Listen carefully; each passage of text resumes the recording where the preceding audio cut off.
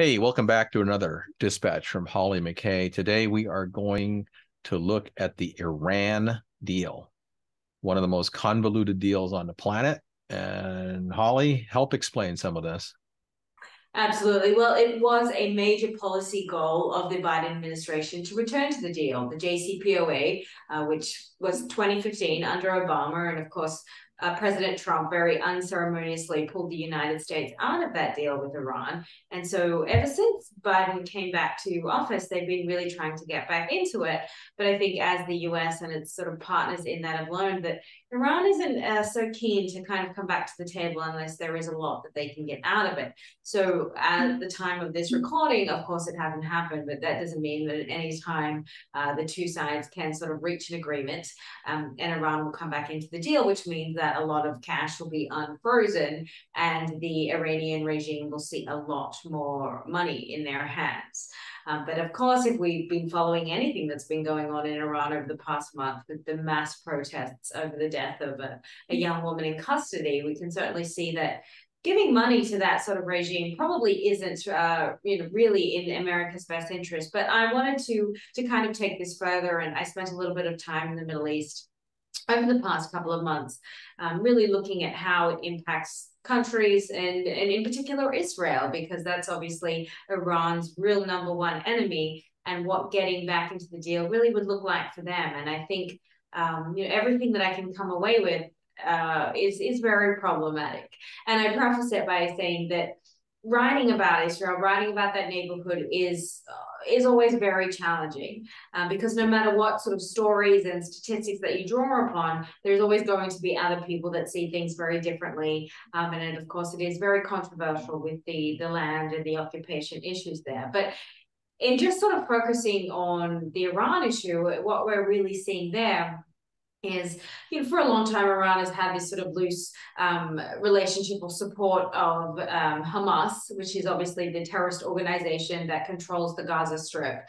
But what we've seen in the past few months, which I think is interesting, is that Iran is actually much closer to the Islamic Jihad, and they have been launching attacks from their areas in the West Bank on Israel. And I really think, with more money potentially that Iran could get, that's certainly going to be very, very problematic for that neighborhood. And with that, another thing that I can really attest to is the sort of presence of Hezbollah in that area too. Obviously, Israel borders Lebanon, but Hezbollah has a very strong presence. And if you go to sort of the Golan Heights area, they built these incredibly elaborate tunnels. You're looking at sort of 80 meters below the earth.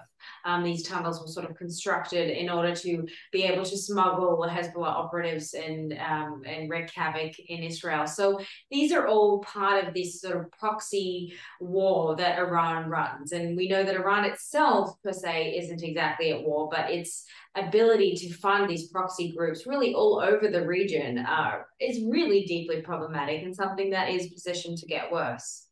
Okay. Well, so the Iranians, for their part, they could use the money in order to promote this, but and it's very clear their long run agenda. They have been trying to make strides to basically control the northern half of the Middle East, starting from Tehran all the way westward through Iraq, and essentially driving a way to get to the Mediterranean when all is said and done.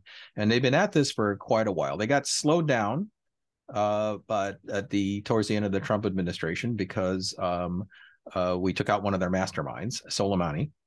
And but in the time since then, it looks like the people that were followers of him have begun to move up the ranks and stuff like that. And you see Iran, participating in other parts of the world as well. You saw last week that many of the drones that Russia was launching against Ukraine were Iranian in origin. And so this is a regime that very clearly has these kinds of aims. From the point of view of Middle East stability, should they funnel some of the money that they would get out of the JCPOA unfreezing back towards the front lines on the very western edge of their control, what will happen as far as the stability of the rest of the Middle East, and in particular, not just Israel, but the southern half of the Middle East, which has not really been that happy with Iran for many, many years. I mean, I think what you're looking at is Iran's real sort of push for hegemony in the entire region. So there really isn't a place that Iran sort of doesn't have its tentacles, even though Iran is Shia, and Shia certainly is the minority within the region in the Middle East. There are much more Sunnis than there are Shia, but you see just sort of how powerful Iran has managed to be. And if you look at, they've been under such heavy sanctions really since 1979. But how sort of they've been able to build their military capacity and to sort of become this powerhouse, if you will, just sort of despite the restrictions that have been slapped upon them. And so you can only imagine how far that reach is going to be if they sort of get this huge other windfall. And I certainly don't think that we can expect that money to sort of go towards hospitals and schools and roads and things like that. That money, as it sort of did in the initial signing of the JCPOA, really is just going to go back into that regime. And again, if we look at the past month in Iran, really what the regime there is sort of capable of, and it's sort of treatment of regular Iranians, and it's a matter of trying to sort of see where these current slate of protests lead, if they lead anywhere. At this point, there really isn't any defections from the government, and in my opinion, that is kind of what it's going to take to really make any great strides and changes in Iran. But I think that I don't see the real upside of the JCPOA, and that Iran can still, continue to build upon its centrifuges, and really in 10 years' time can develop a nuclear bomb. So what sort of value, I guess, is stalling things for 10 minutes when you are giving them back a huge amount of money? From my sort of perspective in researching this, I'm just not seeing a huge upside to it.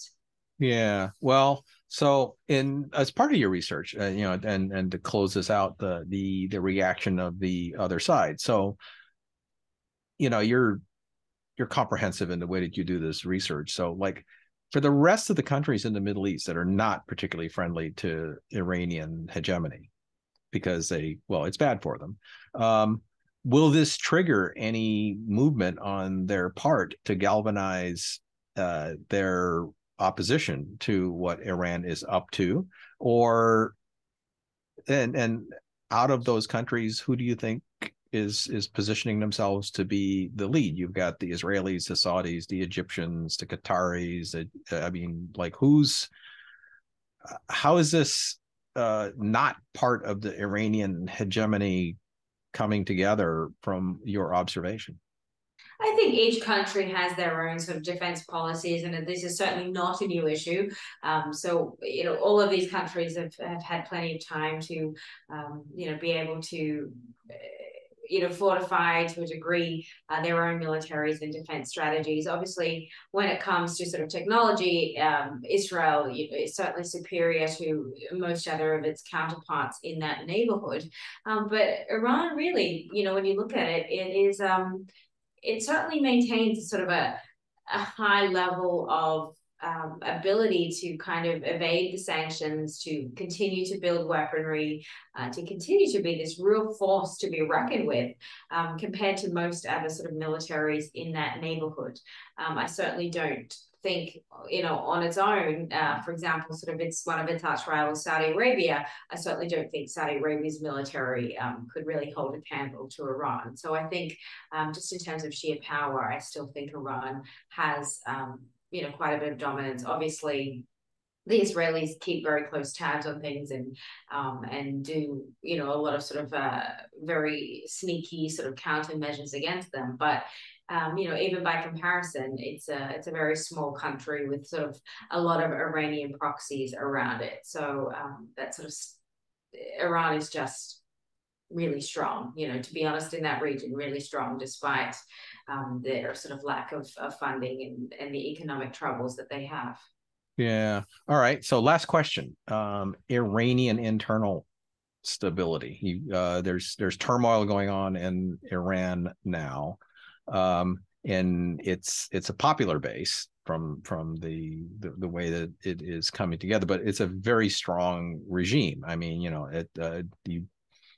the Iranian leadership acts with Persian imperial impunity, so to speak, going back to an earlier era of that region.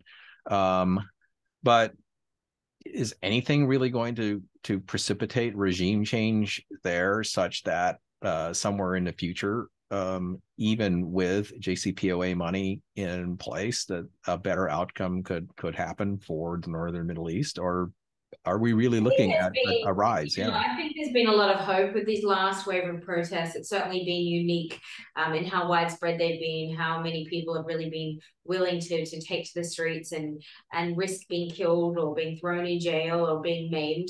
That's certainly something that's really been incredibly brave and extraordinary. But this isn't the first time, certainly in Iran's history, that this has happened. The Green Revolution of 2009 was massive, and then we've seen some very large scale sort of protests that have emerged over the past decade. But unfortunately, even though these protests are continuing to go on in Iran, they do lose attention. They do lose the world's attention. Eventually, people are intimidated or sort of can stop coming out, and they do eventually lose that momentum. And I'm sort of concerned that that is what is happening here. And again, if you don't see shifts from the top, I think it's very hard to really initiate any major changes within that regime. And so far, everything that I'm seeing is that sort of this top echelons of the Tehran government are still very much in place. And I just don't see evidence of that sort of changing anytime soon, unfortunately. Yeah.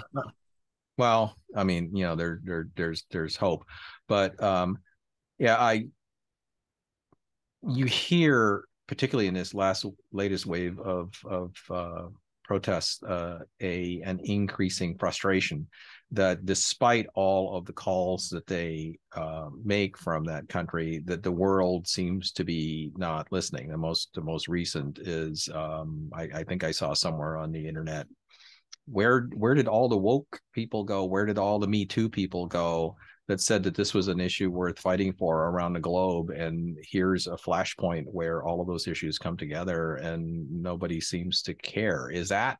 I disagree with that assessment. I think a lot of people cared. I mean, the Iran issue has gotten a huge amount of attention over the past month in headline news, sort of really across the world. I don't think there is a single person that wouldn't be aware of it. So to kind of say people don't care, I don't think is a fair assessment. But to be realistic, there's only, we can be aware, we can show our support, which certainly a lot of people have done on Instagram or on social media in whatever way that, citizens can, sitting here in the United States of America.